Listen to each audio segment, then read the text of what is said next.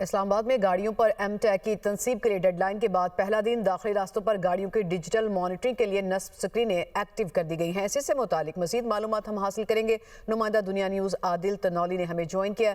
आदिल, क्या एक्टिविटी देख रहे हैं आप इस हवाले से?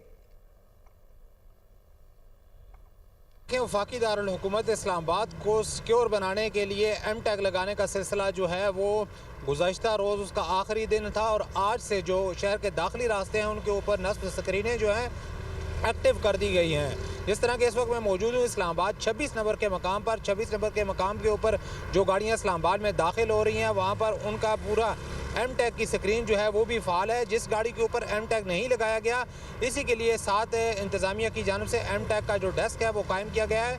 उस गाड़ी को एमटेग लगा कर इस्लामाबाद में दाखिले की इजाज़त दी जा रही है। इसी तरह रवात के मकाम के ऊपर भी मैनुअल चेकिंग जो है वो पुलिस की जानिब से की जा रही है और वहाँ पर भी एमटेग का डेस्क जो है वो कायम किया गया है। डेस्क से एमटेग लगा कर ही गाड़ी को आने की इजाज़त दी जा रही है। शहर के अंदरूनी जो बनाया जा रहा है एमटेक की तनसीब को। आदिल तनौली, आपने हमें मालूमात दी, आपका बहुत शुक्रिया।